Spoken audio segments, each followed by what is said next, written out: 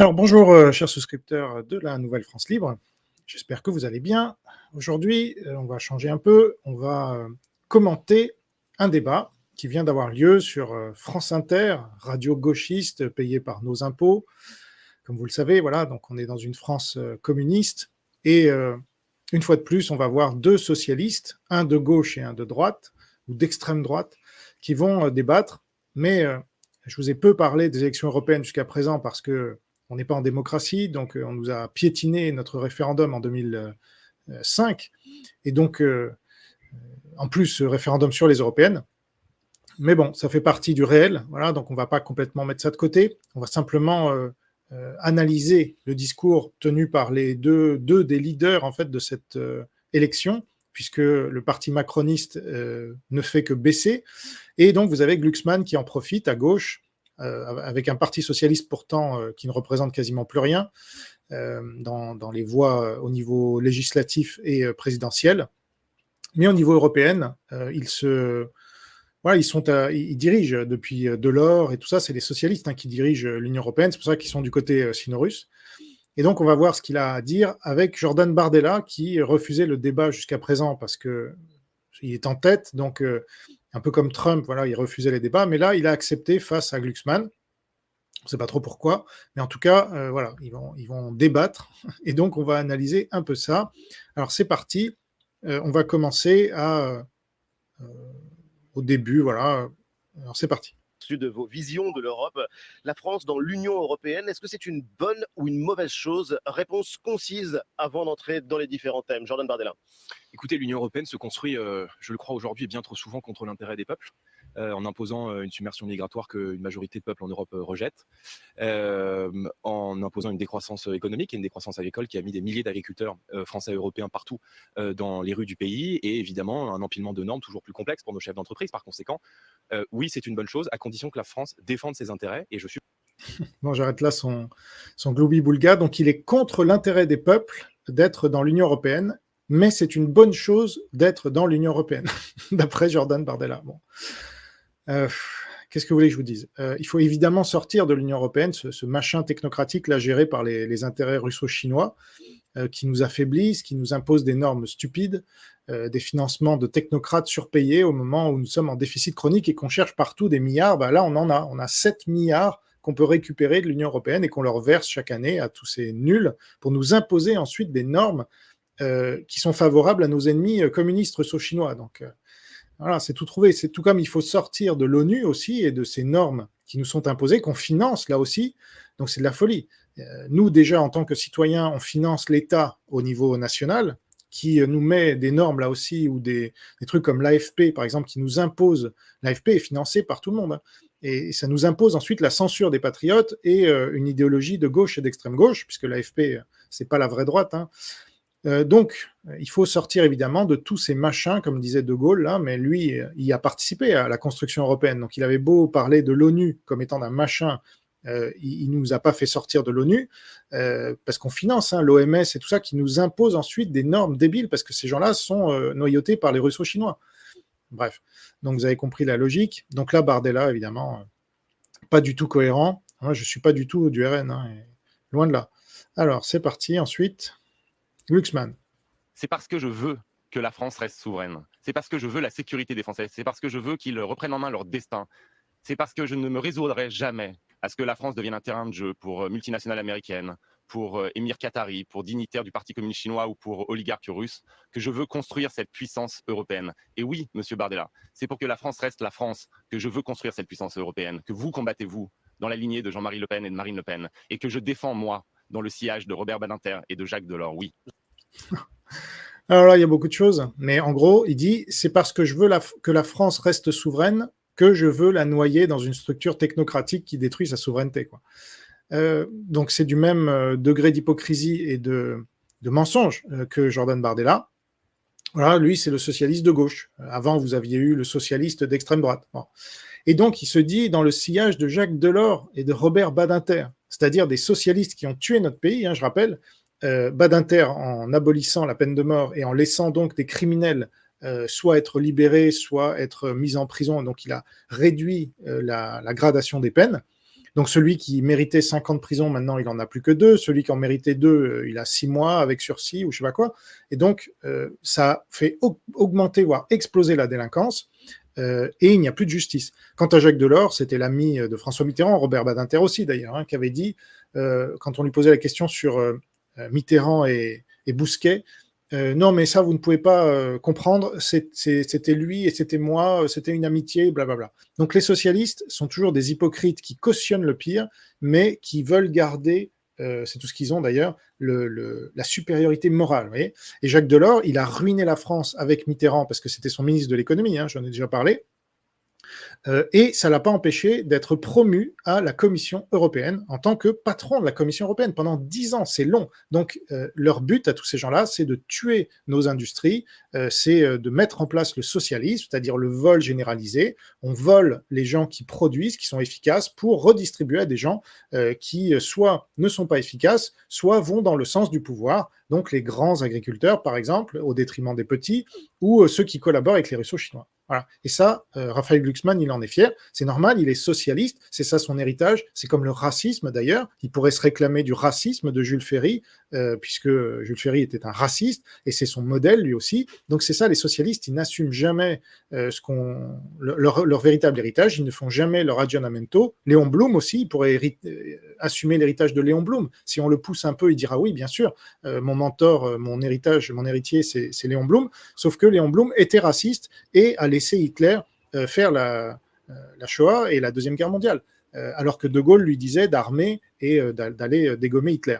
Donc c'est ça les socialistes, c'est beaucoup de leçons de morale, chez Bardella aussi, hein, parce que c'est un socialiste mais d'extrême droite, soi-disant, en fait, moi j'appelle ça un socialiste, quoi, un socialo-communiste, qui se réclame de Marx et qui se trouve très bien finalement dans l'Union européenne, cette structure étatiste et socialo-communiste elle aussi. Alors on avance un peu, à 4 minutes 13. Sont fondés sur des mythes. La réalité de la construction européenne, c'est qu'il faut réorienter les politiques commerciales, les politiques industrielles menées à Bruxelles, mais que si vous voulez reprendre la main sur les multinationales américaines, c'est très concret les GAFAM, c'est très concret les multinationales. Si vous voulez leur imposer des règles, si vous voulez lutter contre les délocalisations, la seule échelle qui rend cela possible, c'est l'échelle européenne. Voilà, donc on désigne les États-Unis sont des ennemis, au même titre que les Russes ou les Chinois. C'est hallucinant. On ne fait pas de distinction. Et là, on est dans le même cadre que Thierry Breton, qui est aujourd'hui commissaire européen. C'est le Français qu'on a, qui est membre du Paris Shanghai Club. Voilà, donc je vous laisse deviner pour qui il travaille.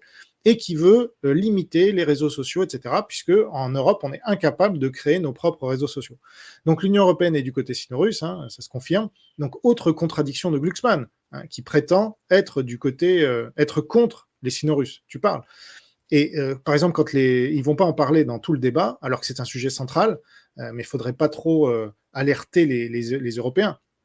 Quand l'Union européenne interdit les voitures thermiques, en 2035, hein, c'est demain, ça sert qui, Raphaël Glucksmann, hein, à votre avis? Et donc, quand il dit la seule échelle qui rend cela possible, c'est l'échelle européenne. C'est n'importe quoi. La Suisse, la Norvège, qui ne sont pas dans l'Union européenne, se protègent très bien, hein, merci pour eux, et ce sont des économies bien plus florissantes que nous. Et donc, cette histoire d'échelle européenne, c'est ça qui est un mythe. Quand il parle de mythe, quand on est 27 ou plus et qu'on doit être unanime sur une question, on n'avance pas, on est bloqué. Et c'est pour ça que les Russo-Chinois adorent l'Union européenne, évidemment. Alors, on passe à la 8e minute. Sécurité, l'identité de nos peuples. Je pense que l'immigration de masse, telle qu'elle est pratiquée depuis maintenant plusieurs années par la France et par l'Union européenne, menace aujourd'hui la laïcité, installe une France communautarisée où les libertés des femmes refluent. Et M. Glucksmann, il est en contradiction avec ses propres électeurs. Parce que, voyez-vous, d'après un sondage qui a été publié par le CSA, il y a 73% des électeurs du Parti socialiste qui considèrent que la France ne devrait plus accueillir de migrants. Et donc, en réalité, ceux qui prônent l'immigration de masse comme M. Glucksmann ne sont jamais ceux qui la subissent. Sans doute avez-vous eu la chance de vivre dans des quartiers qui sont privilégiés. Mais il y a beaucoup de Français, voyez-vous, moi j'ai grandi en Seine-Saint-Denis, qui subissent précisément ce désordre migratoire. Bon, donc là, on a un peu une explication du comportement de racaille de Jordan Bardella. Il a grandi en Seine-Saint-Denis, donc voilà. Mais il faut reconnaître que là, il a un bon point. Il met le doigt sur une des multiples contradictions de la gauche, qui est pro-laïcité, soi-disant, mais pro-islam. Ça marche pas. Elle est féministe, la gauche, mais elle est aussi pro-charia, hein, pro-islam. Ça marche pas. Donc, alors, problème pour Bardella, Marine Le Pen a déclaré, il y a longtemps déjà, et elle n'est jamais revenue sur cette déclaration, que l'islam était compatible avec la France. C'est ce que dénonce d'ailleurs Zemmour. Une des seules choses de vrai qu'il peut dire, celui-là. Donc, bon point aussi pour Bardella quand il note l'hypocrisie de la gauche qui prône l'immigration, mais qui vit dans les beaux quartiers relativement épargnés par l'immigration. Et ça va revenir un peu plus tard dans le débat, vous verrez, c'est un peu le point qui fait mal, parce que tous ces gens-là sont multimillionnaires généralement. Il y avait une étude sur le gouvernement, la moitié des ministres étaient multimillionnaires. C'est marrant. Donc ce sont des gens qui nous volent, hein, qui prétendent bien servir la France et tout, mais en fait ils se servent eux. Et j'aimerais bien connaître les finances de Raphaël Glucksmann, en effet. Alors je pense que Bardella est plus jeune, et à moins qu'il ait été corrompu par les russo-chinois, il ne sera pas multimillionnaire. Mais c'est une question d'année, hein. Il a encore la trentaine. Quand il aura 40 ou 50 ans, s'il continue dans la politique, il va devenir multimillionnaire, je vous le garantis. Alors on avance. 180 000. Intégratrice de la France. Vous vivez dans Moi, quel quartier, monsieur plus jeune? Monsieur Bardella, arrêtez avec ça. Voilà, donc là ça revient. Donc notez qu'il ne répond pas à la question, hein. Donc on imagine que le quartier dans lequel il vit, c'est le 16e arrondissement de Paris, dans lequel j'ai vécu d'ailleurs, parce que moi aussi, je voulais fuir, parce que j'ai vécu 15 ans à Paris, j'ai vécu dans le 19e, j'ai vécu dans le 20e, avec donc mon ex-femme, et c'était la galère. Tous les soirs, quasiment, on était réveillés à 2h, 3h, 4h du matin, par des gens qui faisaient du deal de drogue en bas de l'immeuble et tout, et c'était insupportable. Et quand les flics, on les appelait, ils débarquaient souvent 1 heure plus tard, tout le monde se dispersait, ils repartaient 1/2 heure plus tard, et puis tout le monde revenait, et voilà. Et c'était ça le quotidien, quoi. Donc c'est à devenir dingue, et je me surprends d'ailleurs à voir qu'il n'y a pas plus de gens qui tirent sur les autres dans Paris. Enfin, il y en a de plus en plus, vous avez remarqué, mais beaucoup moins que ce que j'ai pu... Et ça, j'ai vécu ça il y a 10 ans peut-être, ou plus. Maintenant, ça fait 10 ans que je suis en Polynésie, donc bien plus, 15 ans. Et donc, ça n'a fait qu'empirer depuis. Bref, et donc Glucksmann, il dit arrêtez ça. Donc là, il l'accuse même pas de populisme, il est séché. Il demande pitié en fait. Monsieur Bardella, arrêtez de mettre le doigt sur mon hypocrisie de grâce. Bon, ensuite, je vous passe pas l'extrait, c'est un peu long, mais Glucksmann dit qu'on n'aide pas assez l'Ukraine, mais il parle pas de Macron, hein, qui est pourtant le principal responsable de ça. Il cible le RN, alors ça c'est facile, c'est bouc émissaire, alors c'est vrai que c'est le gars en face de lui, mais il pourrait dire un mot sur Macron quand même, c'est ses adversaires aussi. Il pourrait passer le message, mais non. Il cible que le RN pour ne pas avoir voté certaines choses, bon, très bien. Mais en fait, Glucksmann reste un macroniste, puisque c'est Hollande qui l'a fait élire député européen et que Macron vient de Hollande. Voilà. Donc c'est tous les mêmes socialistes. Après, ils prennent des étiquettes différentes pour vous faire croire qu'on est en démocratie. Mais on est peut-être en démocratie, mais populaire, voilà, comme sous l'ex-URSS. Et donc le RN sont aussi des socialistes. J'espère que ce n'est pas un scoop pour vous. Alors on avance à 16 minutes 13. Face à un État, la Russie, qui conteste les intérêts européens, qui conteste les intérêts français, et nous avons précisément un devoir, c'est de soutenir l'Ukraine en évitant l'escalade avec la Russie, parce que nous sommes européens et nous savons ce que veut dire l'escalade dans l'histoire de l'Europe. Donc, ce qu'on peut dire, c'est que le RN a changé de discours, mais pas de maître. Et ça, Glucksmann, il ne va pas le relever.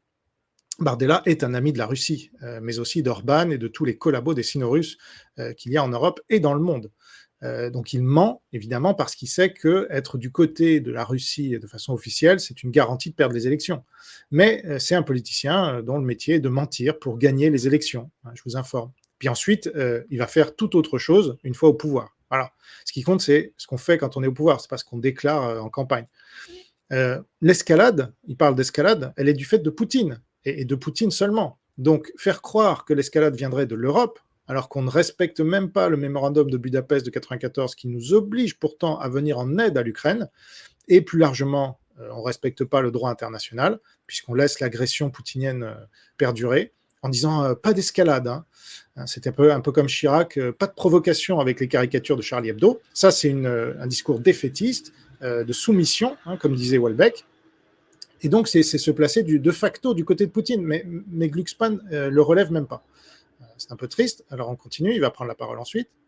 Monsieur Bardella, si vous voulez la paix, il faut la fermeté face aux tyrans.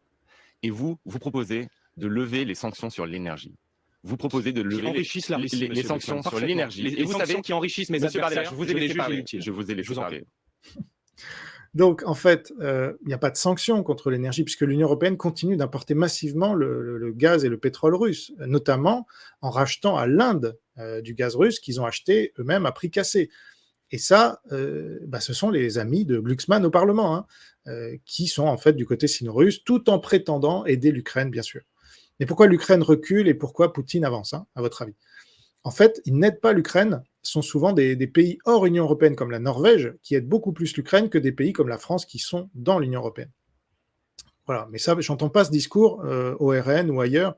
C'est quand même triste, et encore moins, évidemment, chez Asselineau ou chez Philippot, qui ont aussi des listes, mais qui n'auront pas d'élus, alors que, parce qu'eux, ils sont carrément du côté sino-russe ouvertement. Donc là, évidemment. Alors, 20 minutes 02, là, c'est vrai qu'on est dans l'ultra collaboration après, hein.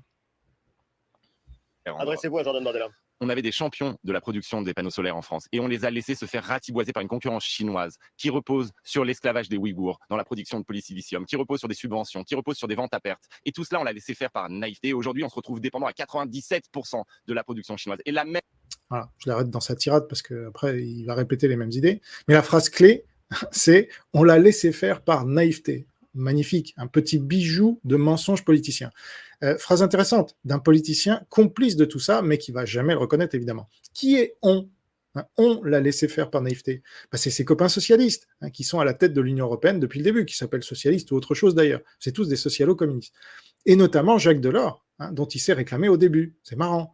Bardella pourrait lui rappeler, mais il ne fera pas parce que lui-même est socialiste. Et puis, par naïveté, on l'a laissé faire par naïveté. Or, la naïveté, elle a bon dos.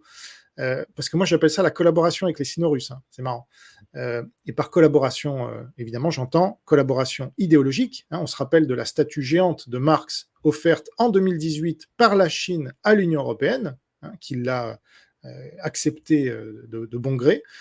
Et j'entends aussi par collaboration économique, puisque la corruption est rampante à l'Union européenne. Tout à l'heure, Glucksmann a cité un peu tous les pays qui corrompent tous ces gens-là, le Qatar, la Chine, la Russie, etc. Et puis, il faut comprendre aussi collaboration antinationale, la collaboration ultime. Les socialistes ne sont pas des patriotes. Il veut nous faire croire le contraire, Glucksmann. Franchement, il est gonflé. Ensuite, on continue. Alors, j'avance un tout petit peu. Écologique aux frontières. Et si nous ne faisons pas un grand plan de réindustrialisation, pour nous, la transition énergétique, la transition écologique, pour nous, la transition énergétique et la transition écologique, c'est un débat et pas un meeting. De réindustrialiser notre continent, de produire à nouveau chez nous, parce que nous, ce que nous voulons, c'est que les Européens redeviennent producteurs. Producteurs de leur propre sécurité, producteurs de biens, producteurs d'énergie. Donc, débat très mal animé par des gauchistes, mais bon. Ça, on connaît, le manque de professionnalisme de ces gens-là. En tout cas, la transition écologique dont ils se réclament, elle est promue et poussée par qui, je vous le demande? Eh bien, par les russo-chinois. C'est marrant, pour tuer l'économie des pays européens. Et Glucksmann travaille donc, comme les écolos d'ailleurs, contre l'Europe et contre l'Occident. Il n'y a pas de transition écologique à imposer au peuple. C'est quoi cette folie? C'est une stratégie de nos ennemis communistes, qui n'ont rien à faire eux-mêmes de la transition écologique au passage, pour tuer nos industries et nos innovations. Donc c'est très bien vu d'un point de vue stratégique, mais il faut comprendre les stratégies de l'ennemi. Mais c'est vrai que quand on est des idiots utiles de l'ennemi, voire des collabos, c'est plus compliqué. Donc la supercherie du réchauffement climatique n'a d'égal que la supercherie de la perestroïka. Et ces deux supercheries ont été promues par les mêmes, par les communistes.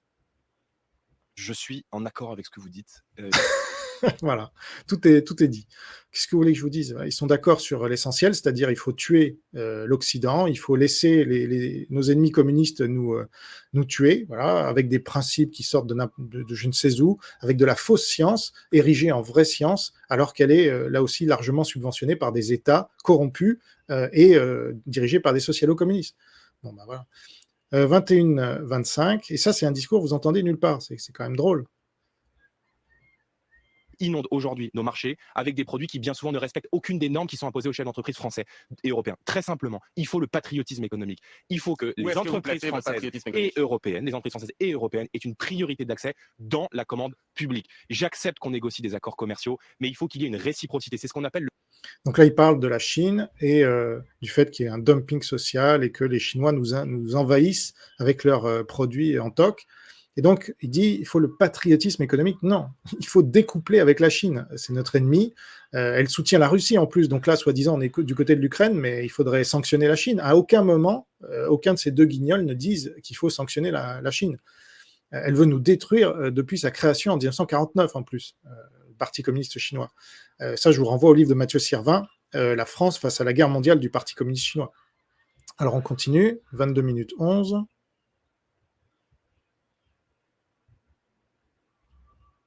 lutté, toutes les grandes On l'a puissances. entendu, Jordan Bardella. Monsieur Raphaël Bardella, Glucksmann. j'ai lutté pendant tout mon mandat pour établir un instrument de bannissement des produits de l'esclavage de nos marchés, pour lutter contre l'esclavage, notamment l'esclavage des Ouïghours sur les chaînes de valeur des multinationales, mais aussi pour protéger nos producteurs. Un instrument de bannissement des produits de l'esclavage. Et votre représentant en commission commerce international, Monsieur Mariani, quand il n'était pas en Crimée ou à Bakou pour servir les intérêts du régime d'Azerbaïdjan. Vous étiez en Géorgie à cette époque, Eh bien, avec monsieur, le très beau monsieur, président qui est aujourd'hui monsieur en prison, Bardella, Monsieur monsieur Glucksmann. Bardella, votre représentant n'a pas voté cet instrument. Donc là, il y a plusieurs choses aussi. Donc déjà, notez que l'esclavage, c'est pas le Parti communiste chinois, c'est les multinationales.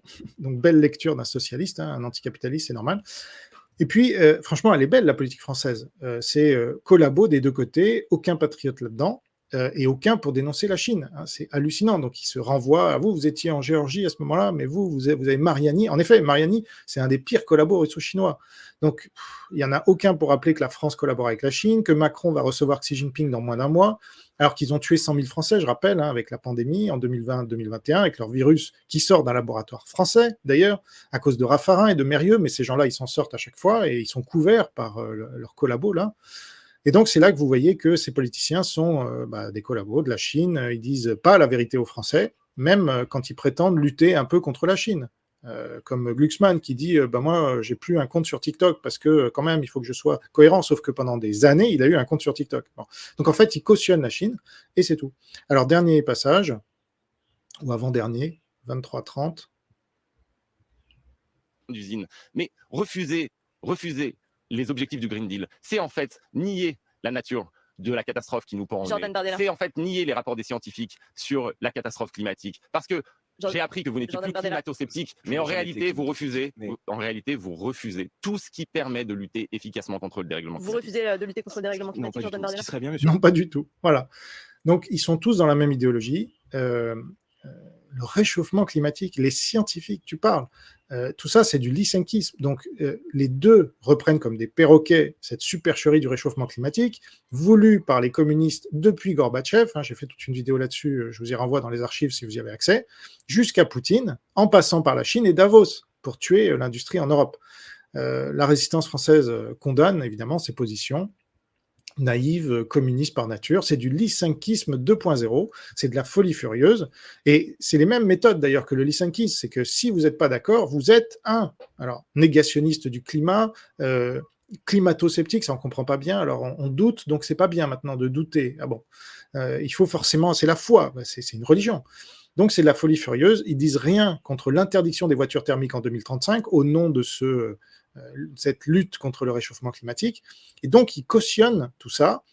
C'est un tapis rouge pour Tesla, hein, lui qui n'aime pas les multinationales américaines, et surtout pour les voitures chinoises, qui sont des bombes ambulantes et qui peuvent être hackées facilement. C'est une catastrophe cette histoire, ça nécessite l'électrification complète, on n'est pas prêt, et on ne le sera jamais.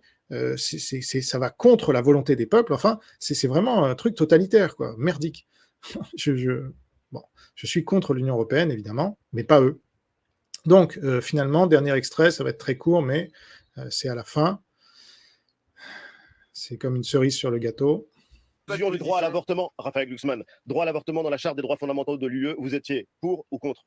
Pour. Jordan Bardella. Moi, j'ai été en faveur de sa constitutionnalisation dans la Non, mais Constitution là, en française. l'occurrence, Voilà. Et ça, c'est l'extrême droite, hein. Tu parles. L'extrême droite, elle est évidemment, s'il y en avait une, elle serait contre l'avortement. Et moi, je suis de la vraie droite et je suis contre l'avortement. C'est ça, aux États-Unis, il y a encore une vraie droite, ils sont contre l'avortement, les gars. C'est un meurtre. On reconnaît que la conception, la vie commence à la conception et que donc c'est une vie humaine. On a tous été d'abord un amas de cellules, comme disent les gauchistes. Oui, en fait, c'était un fœtus qui veut dire bébé. Et ensuite, on s'est développé et nous tuer, c'était tuer une vie humaine, donc c'était un meurtre. Et donc, il faut être contre l'avortement, il faut mettre en place les politiques pour décourager au mieux l'avortement et favoriser l'adoption. Enfin, donc, voilà, je ne sais pas si j'ai besoin d'en rajouter.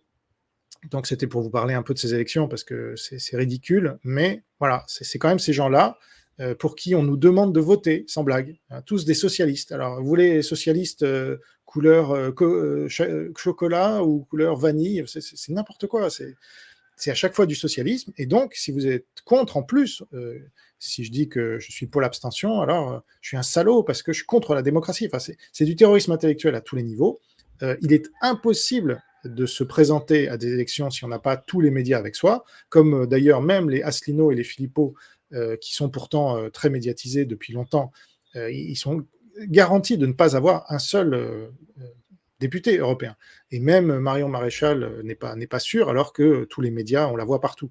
Donc voilà, le réel, c'est ça, c'est que vous avez une oligarchie là, pas du tout patriote, mais anti-patriote, puisque l'Union européenne, c'est contre les patries.